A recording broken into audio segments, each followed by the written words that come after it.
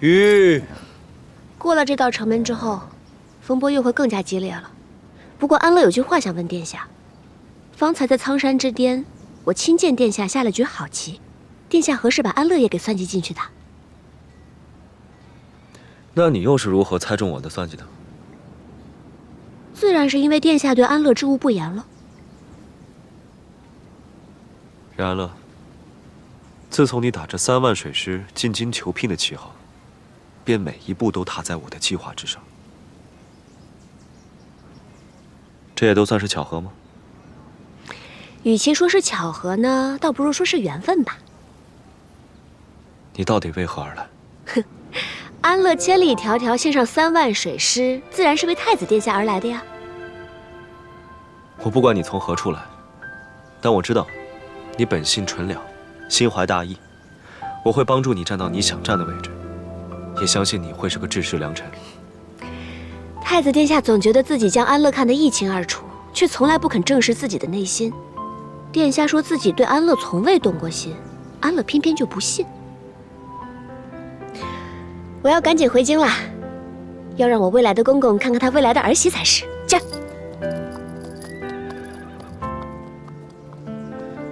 任安乐，你翱翔9天之翅，不该折在我的手里。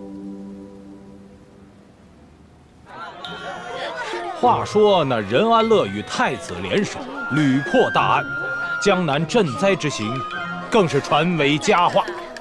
那日灾民齐聚望江楼，眼见赈灾官兵恃强欺弱，忽有一女子站了出来，用长剑将盛着馊水煲汤的木桶一劈2半。这女子何许人也呀？竟乃任安乐。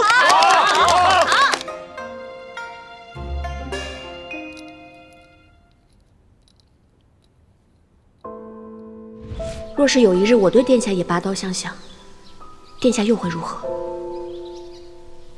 任安乐，疑人不用，用人不疑。我愿一直信你。小姐，这2日你不在，这京城可是热闹得很。怎么了？这一夜之间呀，您的名声就传遍了整个京城，比咱们出进京求家太子的架势还要威名赫赫呢。而且有传言说，这穆天府之行啊，您十有9功。咱们小姐自然是了不起，只是到底是什么人在催动这些声音啊？肯定不止一人。除了骆大人，还能有谁？太子。是，太子如今对小姐的事情是渐渐用心。甘露时雨，不思一物，万民之主，不阿一人。他的确是个很好的储君，只可惜如今我只是任安乐。小姐，你现在是不是对太子殿下有情了？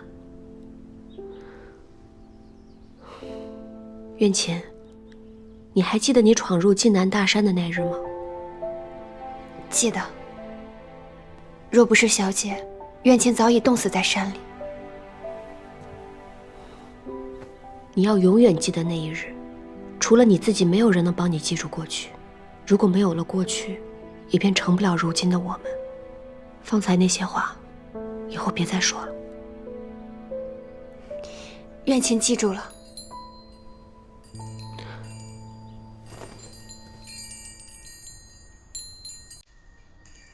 骆明熙。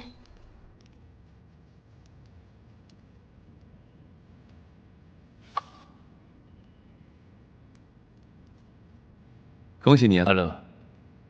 如今这朝堂之上，半数人已经受你恩泽，再加上这江南，也终于落下我们的棋子了。是我和寒夜，还有大家不知道的你。此去江南，有何收获？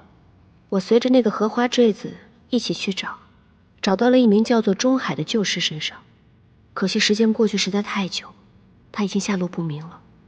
但是在钟里文家中的花瓶当中，确实找到了8万名将士的名录，还有10余名幸存者，他们的名字都被圈出，其中便有钟海。看来这个钟海至关重要，我会派千月阁全力追查。阿乐，如今朝堂之上，半数已经是我们的人，不参选太子妃也可以。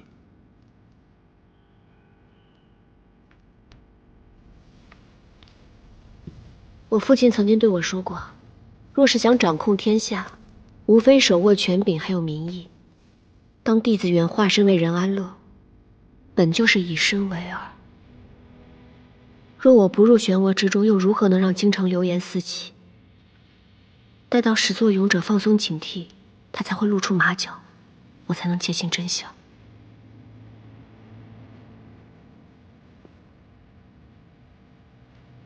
可我怕你深陷其中，忘了复仇。寒夜治理江南水患，无论是他的胸襟还是智慧，都当得一个好储君。但灭我8万将士，还有灭我9族的人，正是韩家。他是韩印。明白就好。朕跟你说的是太子选妃一事，你却跟朕说任安乐。既然陛下已尽数了解此事，也该知任安乐之功。你知不知道，在你来之前，已经有刑部尚书和古云年为其上奏请功了。他为做太子妃而来，这一路上，却将古云年给得罪了个干净。无论他是否只求嫁于你，这个女子都必然不简单。朕已经允许她入选太子妃，以后她就是你的人了。你可把她给朕看好。臣谢过陛下，但臣还是想说，臣非……打住！朕今晚赐宴，有什么话就当面跟任安乐说吧。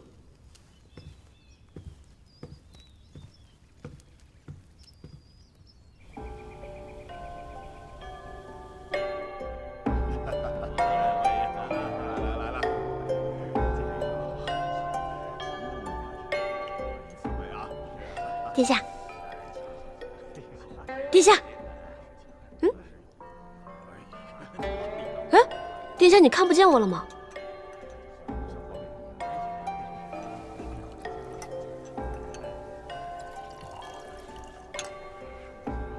来，任大人，敬你一杯。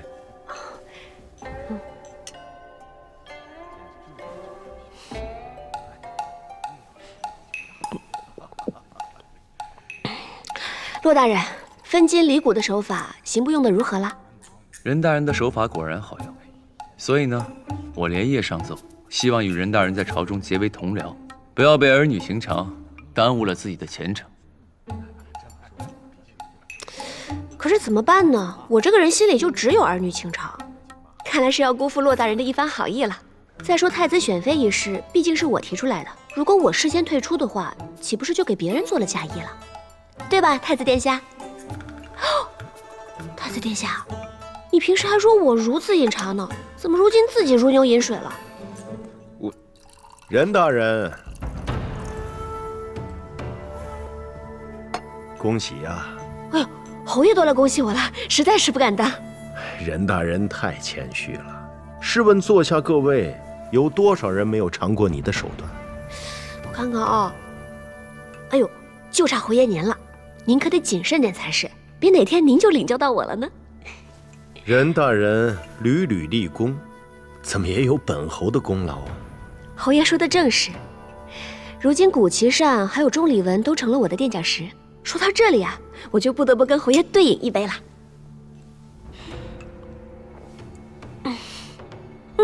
还有一杯，就预祝您的女儿可以成就我的太子妃。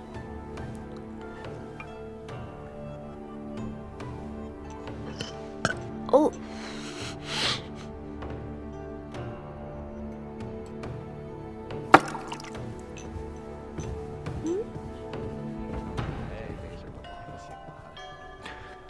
任安乐，这毕竟是在正殿之上。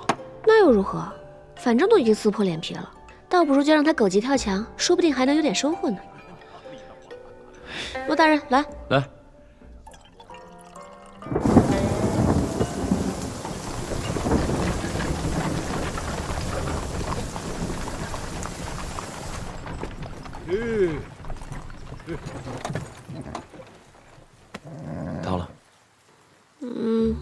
都怪殿下不会喝酒，也不会替安乐挡酒，害安乐醉成这个样子。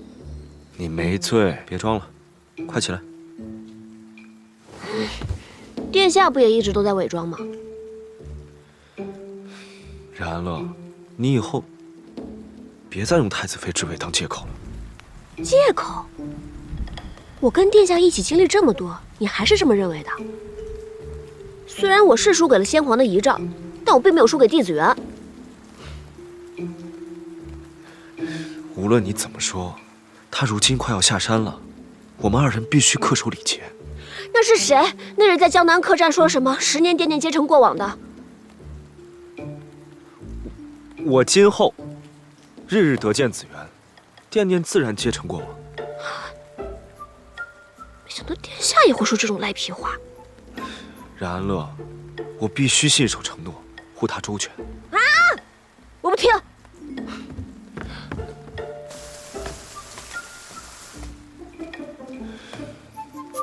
去刑部。是。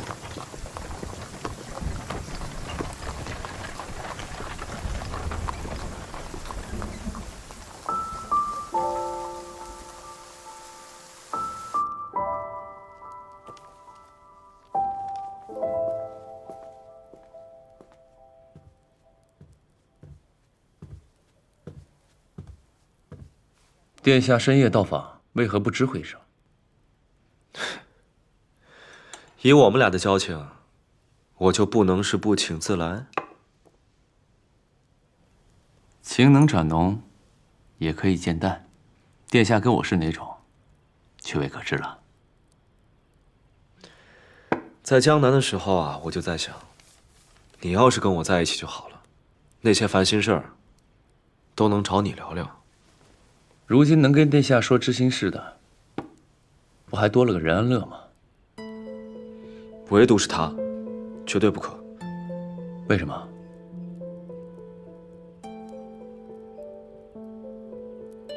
他又不了解10年前的那些往事。但任安乐冰雪聪明，一点就通，他怎么会不了解？倒是太子殿下你越是坚决，就越让人觉得心虚。我没有。你有。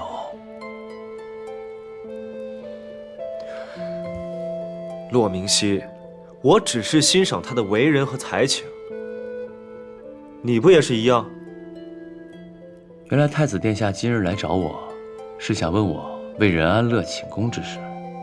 我就是在想，你为何对任安乐也如此上心？这个也用的倒是巧妙。我就是好奇，你在朝中从来不偏倚，不结党，特立独行，什么时候和他走这么近了？我之前跟殿下说过，请你把他让给我。你是说你的刑部？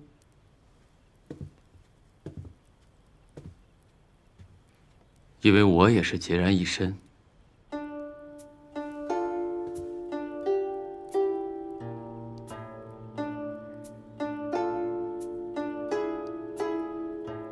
不知从何时起，我总是揣摩不透你的心思。你看，你嘴上说要娶弟子园，但心里却不愿我和任安乐亲近，这又是为什么？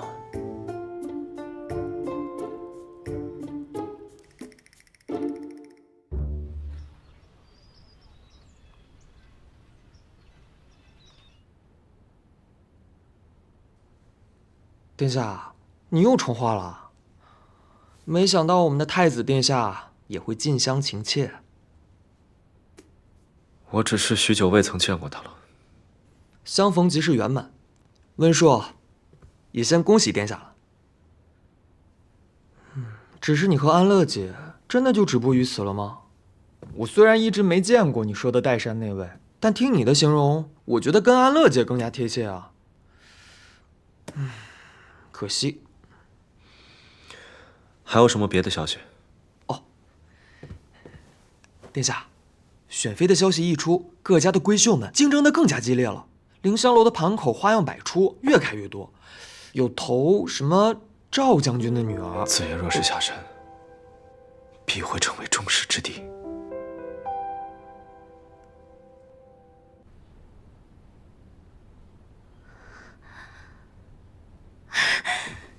终于要下山了，10年的清寒，除了太子殿下送来的东西，都没有需要带下山的。太子也就会送一些古书、典籍什么的。最需要带下山的，是你。你真的要下山吗？你这是什么话呀？是陛下亲自下旨，引我回京。陛下的圣旨中不止这一道旨意。陛下圣旨中言：下山入京乃慕天恩，自今日起改名承恩。那又如何？既是天子恩典，我当然要承恩。承恩，帝承恩，是个好名字。弟子原乃太祖赐下的卿士之名，如今被弃若敝屣，叫世人该如何想？因为这个名字享誉的是他，受苦的是我，我为什么要对他视如珍宝？母亲，我终于自由了，你不为我高兴吗？帝家满门抄斩，绝不会承慕天恩。帝家就算死光了，和我又有什么关系？造反本来就是要灭门的呀！帝子元10年前就该一起被处死，他能活10年，那就是天恩浩荡。若没有帝家和弟子元，你现在还只是个流落街头的乞丐。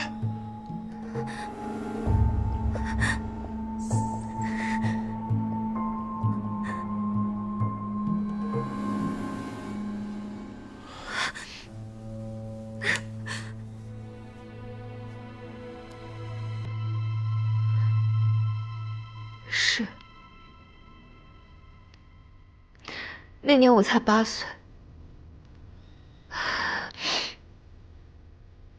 8岁以前的弟子元是天之娇女，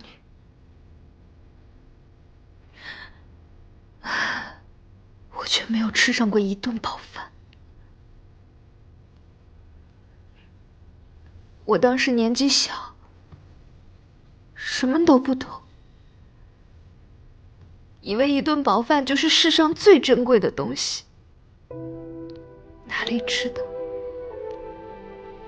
10年之间被囚禁于岱山之上，日日夜夜除了云海，就只有你。母亲啊，犯了罪的人尚有被释放之日，我不过是贪恋了一时的温饱，就该失去一辈子的自由吗？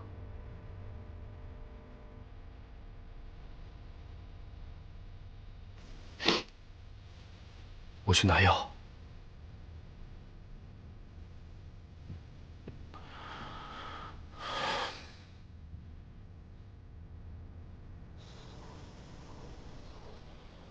安乐太过善良，同意假弟子元下山，但那姑娘下山之后，必然会有更多破绽。我们绝对不能有懈怠之心。让千月阁给木星送信，那姑娘可以改名回京城，但务必让她给我看紧些。是，大人。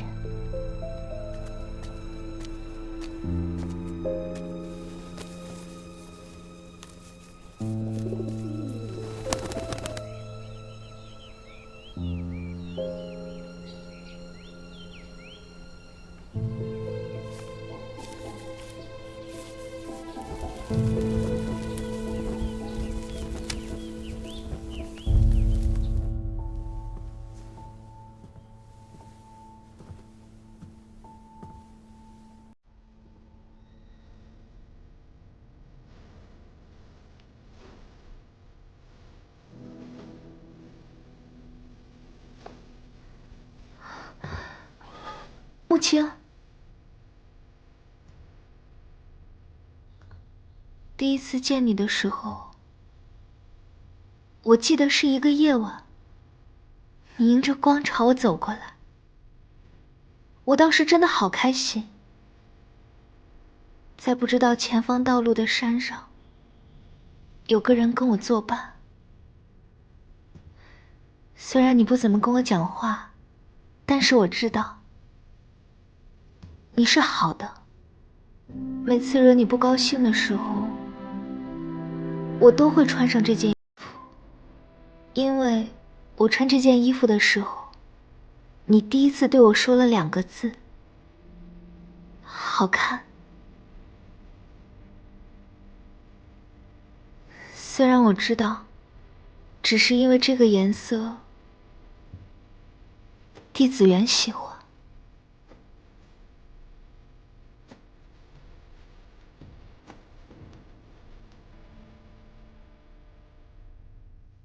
我陪你一起下山。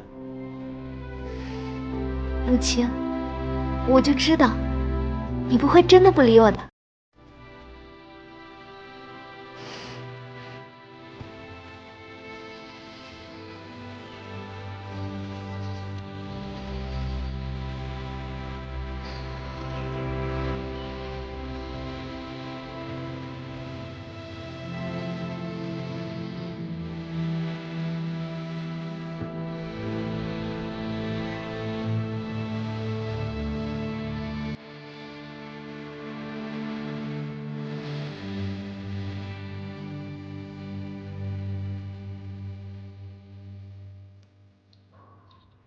霭霭庭云，蒙蒙时雨，八表同昏，平路一阻。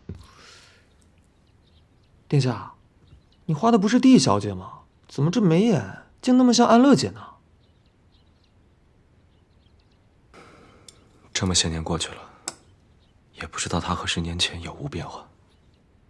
这么多天都没有消息，她大概是不会下山了。殿下，帝小姐决定改名下山了。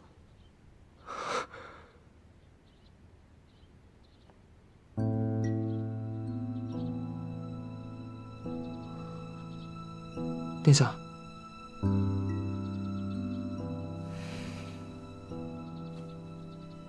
殿下这是高兴她下山，还是不高兴她改名啊？她愿意下山，我自然是高兴。只是这么大的折辱，她竟生生的咽下了。我一瞬间仿佛有些不认识紫渊了。如果10年前帝子元没有被带上岱山，那现在和殿下并驾齐驱的，就是她，而不是安乐姐。但她现在已经改名成帝承恩，这帝小姐嘛，多半是废了。荒唐！你从小锦衣玉食，如何能懂得在岱山被囚10年之苦？紫渊这个名字，从来都不只是太祖赐下的荣耀。这个名字属于他，被融进他的骨血里。就算是陛下，也不能真正剥夺。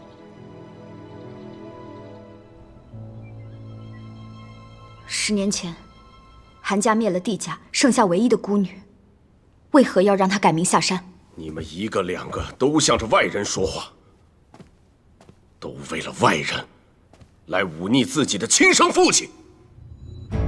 有些事情，朕非要插手不可。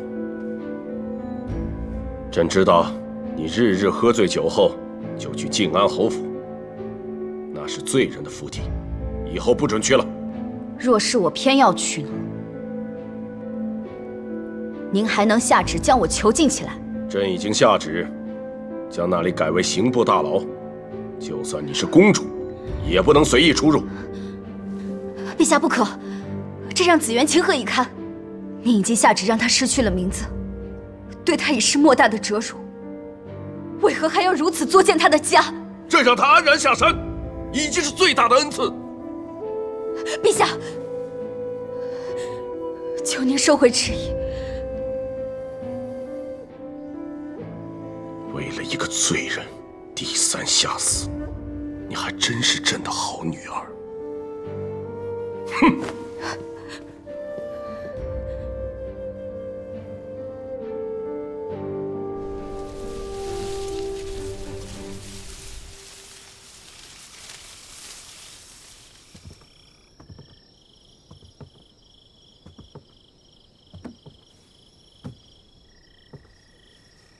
很快他就会是这儿的新主人了。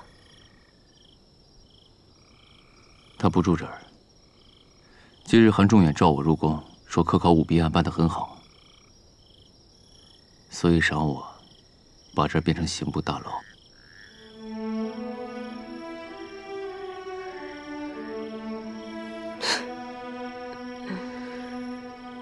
这个韩仲远想的还真是周到。改名帝承恩是第一道折入，把靖安侯府改成刑部大牢是第二道折入。这韩仲远还真是个念旧记仇之人。巧了，我也是个念旧记仇之人。今晚我之所以到这里来，就是为了要再次提醒我自己，千万不能忘了当年的灭门之恨。不让我来，我偏要来。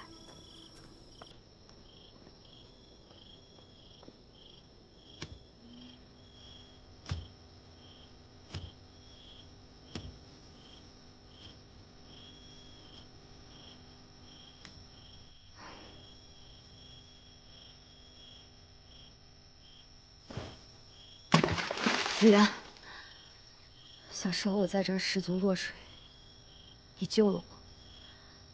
没想到造化弄人，现在池塘里的水几近干涸，而你，甚至连名字也变了。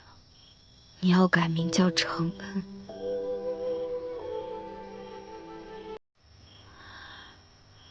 这里也要变成了大牢。韩家对帝家可谓赶尽杀绝。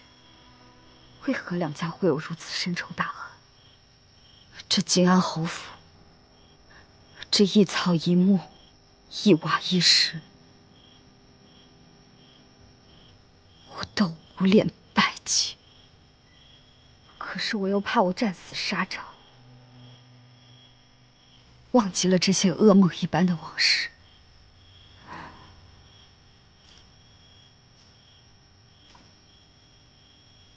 安宁，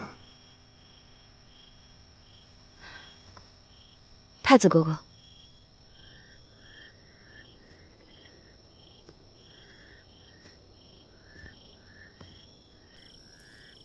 安宁，不要再忤逆陛下，陛下生气，你也会受伤。帝家满门被斩。就在这靖安侯府，子源亲眼目睹了这一切，我不敢想，却也不敢不想。每次都要喝醉了才来这里，假装这是一场梦。我知道，也记得，你在西北战场是勇敢的将领，回京后却只能夜夜笙歌，日日宿醉。你不必如此。我来这里，就是为了提醒自己不要忘记，当年在这片池塘，子源救过我。那样的子源，是不会轻易变成帝承恩的。也许是，但是在岱山被囚禁10年的滋味，我们无法和他感同身受。我宁愿他在岱山之上，起码大晋会和平，子源也会安全。阿宁，子源下山后，我会竭尽全力履行承诺。